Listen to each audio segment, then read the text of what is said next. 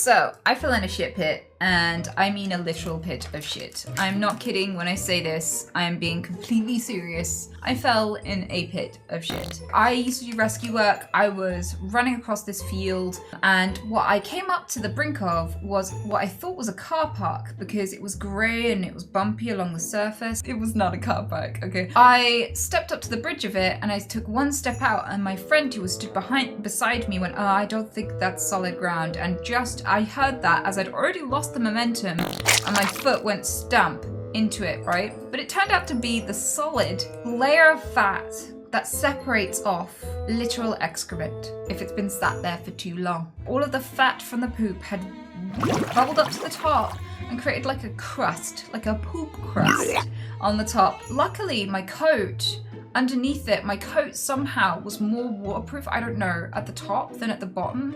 So like it didn't soak through to my neck, but I was up to my neck in poop.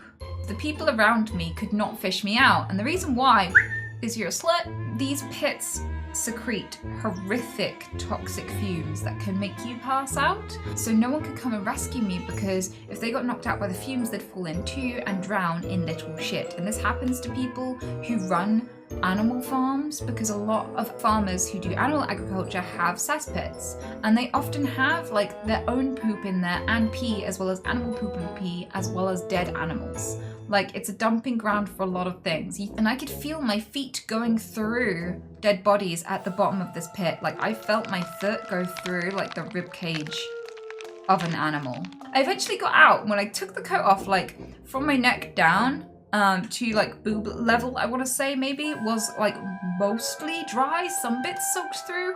And what's worse about this is that I ended up with two little poop nipples painted on my chest, because for some reason the peaks of my boobs were the only two places that the excrement managed to soak through the coat. One of my friends radioed in and was like, "Oh, we need help, we need help." So a vehicle came bursting through the edge of the meadow, just like in the vehicle, like, "Oh no, what's the problem? What's the problem?" And went straight to park on what they thought was a car park. And we were like, "No, no, no, no." And they drove straight over to me, and then were halfway into the pit before they managed to slam the brakes. And everyone in the back of the vehicle had gone out through the back and gotten out, but the driver had to keep his foot on the brakes for some reason. So he was stress smoking with his hand out the window, just like. So we called the emergency services. Meanwhile, I'm stood there just caked in shit, just like, oh god, this is such a disaster, right? But I'm progressively getting more and more cold, and I tried to take my coat off and take as many things off me as possible. And I wanted to take my wellies off, but they were stuck to my feet. And it took like two brave fellas who didn't mind getting shit all over their hands to like really pull and pull and pull and pull. Because every time I took a step in these Wellington boots, my legs were farting because they were so full of poop in there.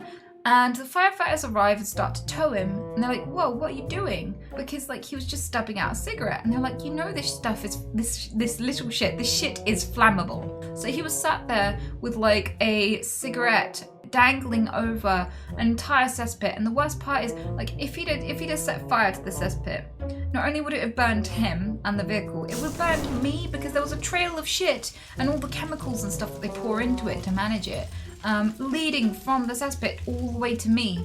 So like that would have been an absolute fucking disaster. And he got towed out, and these hunky firemen came over to me, and they were like, "Before you get in the ambulance, before the ambulance arrives, would you like us to try to wash as much of this stuff off you as we can?"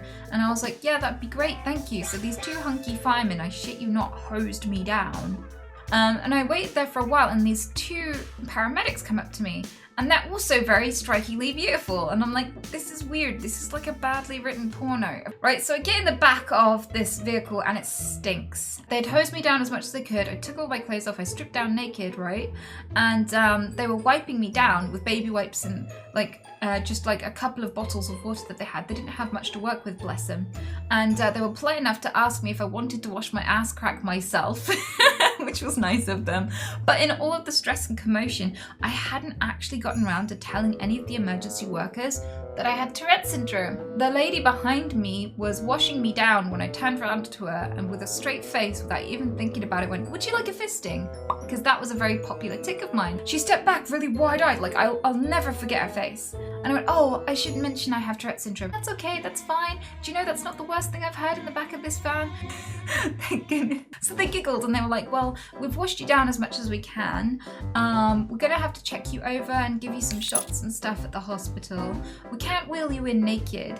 Are you okay with us making you a little dress?" And I was like, "Sure." So out of bandages, and they snipped a blanket. They tied it around me, and I looked like I was on my way to a toga party. And I have big boobs, so I sat there with my arms crossed, just like resting my boobs on my arms because like they were so heavy without a bra, and I'm not used to like it. So I was just like this, swooshing up my breasts, just like ah. Then they turned the heating on as they were driving to the hospital, and oh god, I didn't know I could smell worse. But as everything started to heat up, oh, my nose hairs were burning, right?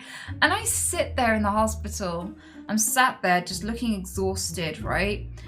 And this dude beside me, he's a middle-aged dude. His mom is like obviously like twice his age, and she's just like sat there, this old lady, just miserable. Whilst they're waiting to be seen, and he turns to me and he's like, Oh, you look like an angel. I was like, no, I do not want to be stuck in here for like 4 hours being hit on by this random man. So I went, "I wouldn't come any closer. I don't smell like one, honey." And like, I had to explain to him that I'd just been dunked in shit, and you know what? It didn't stop him. It didn't fucking stop him. Moral of the story is, I don't know what the moral of the story is. Just look before you step. And I will never ever forget that lady's face. Like, one of the faces I will remember when I die. When I have flashbacks, like there's a montage of my entire existence and all the things I experienced in my life, I'm gonna remember the paramedic's face when I offered to fist her naked.